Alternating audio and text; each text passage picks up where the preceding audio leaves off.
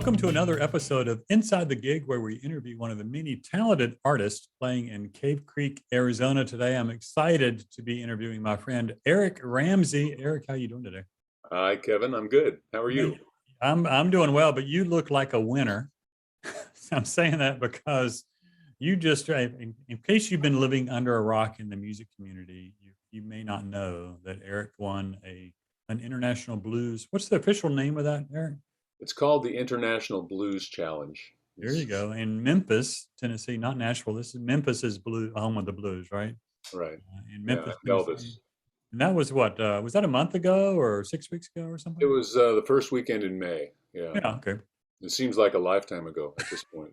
It seems like a long time ago. And what I'll do, Eric, is I'll get you when I post this. I'm going to ask you to post the a link to the YouTube performance. I think there's a YouTube link out there that's got your performance at the international. It's actually fantastic performance. Those of Oh, you that have ever heard Eric knows that he is a great and now evidently a world champion blues professional. So what did it feel like to win an award like that? it's surreal a little bit. Competitions in music are strange bedfellows anyway, and they're so subjective. I just did. I did what I do. I played my songs and I did them my way, and apparently the judges liked it. But man, I thought there were an awful lot of talented people there, and I didn't expect to even get out of my quarterfinal round. Honestly, there were a couple of guys that were just really, really good. Yeah. I don't know. Maybe it was a pity thing, but I'll take it. I don't care. It was not a pity thing. It's probably, and I think you have T-shirts with this on it. It's probably because it was real and authentic. The one thing I've always loved about your performances is I don't know of a more authentic musician, period, really, that I see. Everything you say and do and sing at your show is just drips. I don't want to I don't want to come up with a picture that is too unsettling. It just drips with authenticity. How about that? Well, I tell you, that's thank you. I appreciate that. That's about the highest compliment I could get. Well, and if you're authentic, you're going to connect with an audience, and obviously you connected with the judges, and there's a part of me that wants to make a what did the Russian judge score you joke. I'm gonna pass on that because to me, I've never done a music competition, and I don't think I've ever done a competition really that was subjective like that. It just feels like I watch high diving at Olympics, and I think they all look the same. you Right. know, they're all amazing, right? Or figure skating or whatever. And even with the incredible commentary, to me, there's kind of like, well, they were all fantastic. And so with music, man, I can imagine you're sitting there going, every one of these players is amazing and great. And what am I doing here, right? If you're Right. like me, you're always thinking, what am I doing here? Well, I did. I did think that a little bit, but I was really confident in the songs that I'd chosen to perform, and I was confident that I would perform them well. I didn't know what the final would be like if I got to the final because it's in a big Orpheum theater and there are through 3,000 people there, and um, but interestingly enough, I wasn't nervous at all. I was far more nervous. A couple weeks after that, I went to Texas for the Wildflower um, Arts and Music Festival, where I won another award. But I was way more nervous for that than I was for the finals of this blues challenge. I don't know why. It's very strange. You think I'm not a psychologist, but I'm married to one. Do you think in your head, you're now when you go to one of these things, you're like you're the guy, right? I mean, you're the international champion. Are you putting pressure on yourself, making yourself nervous? I don't think so, because Okay. I'm just that was a completely the thing in Texas was a completely different deal. It was the environment was different. Um, uh, it was a lot less structured. Yeah. There wasn't a defined. I ended up being the last of the performers in this Texas thing, and so I think that made me nervous because I got to, or I had heard and saw all these wonderful performances, Right. and didn't really get a chance to warm up as well as I would have liked to, you know. And they say your name, and you walk out onto this stage, and there's an audience, and they're the judges, and it's dead silent. Oh, And they're wow. watching you. They're just dead silent, and they're watching you set your stuff up. And I'm fumbling around a little bit, and I knock something over, and Oh, man. I've got a couple of guitars there, so I make some lame joke about having two guitars so I can sell one if I need to get home, need some money to get home. Did Ha ha you get a ha. laugh? Did you get a laugh? I did. I got a laugh. There you go. Got a laugh, which helped. That it helped immediately. But it was just completely. It was a completely different thing, and they were just sitting there, just Oh, wow.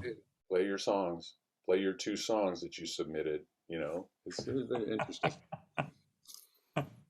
It was a really cool festival though, and I got as a bonus for I won the People's Choice Award there, and so the winner of the competition and myself did a songwriters swap the next day. We had like an hour and a half set that the two of us did, so that was really fun. Oh, and that And was that was an unjudged, no pressure. You could just no, have fun. that was just the winners of the awards got to do this Yeah. thing. So. So there's part of me that says, why do you put yourself through this? Well, in the blues challenge thing, I felt I had a job to do Huh? because I'd been twice before. And Okay. the first time I went was in like 2016 or something like that, and I didn't get out of the quarterfinals. And then the second time I went was the year after that, and I got to the semifinals, but didn't get to the final. So my wife and I had talked about it when I decided to enter the local thing, the local competition qualifier for. And I said, um, I'm not going to do this again. This is my last time doing it. And my goal is to get to the final because that's Yeah, some validation, right? sure. And so that's the approach I took. I just, it's my last time doing it. I'm going to just go out there and do what I do, and I've had the benefit of having now 5 or 6 years more performance experience and writing experience, and I'd like to think I'm better now than I was in 2016. I think it depends on the day, of course. Well, and there's probably some familiarity with the process now that took some of the, angst out of it for you. There's definitely that. Yep, that helped for sure.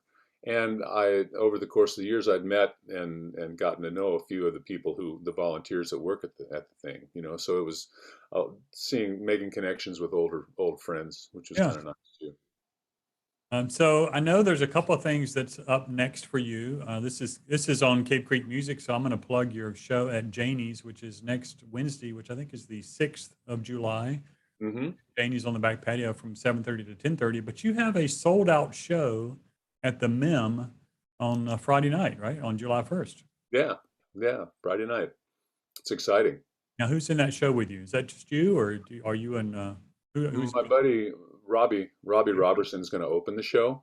Mhm. He's going to play a couple songs. We're going to play a song together. Then I'm going to do my show, and then he's going to come out at the end of the evening and we're going to do 2 or 3 songs together. So Fantastic. it'll be fun. Now, is this? I don't think this is your first Mem experience, right? Haven't you played there before? Yeah, I've played there a couple times, 3 times actually. Always in a songwriter swap environment with. I did one with Walt Richardson and Brian Chartrand, Hmm. and then did a couple of those actually, and then did one with Hans Olsen and Mike Eldred as a like kind of a bluesy thing. Right. But this is my first time as a headliner. It's kind That's of nice. fantastic. That's so good for you. So good for Phoenix and Cape Creek Music and the places that you play. Well, Um, thank you. and people get to see you. I think I've seen you list shows at Short Leash and a handful of other places, right? Hmm. Yeah, I'll play wherever anybody will have me. there's that authenticity, man. He wins an international award, and he's kind of like, "Oh, you got a food truck? I'll be there." Yeah, well, that's what I do. It's my job. Yeah, yeah. What I do. Playing music, connecting with people. Yeah, yeah. And Short Leash Hot Dogs is a really cool place. It's as cool as Janey's on the other side of town. Oh yeah. Really, really great folks, like the folks at Janey's, and um, it's a just you. If you've never been there, you should go just for the hot dog concoctions they come up with. It's pretty spectacular. But Wow. they have a very high, like the musical family at Janey's. It's a very strong roster they have down there too, and yeah, and they're very eclectic. You can see a jazz trio, or you can see a singer-songwriter, or you can see a new age guy. It's Mhm. interesting.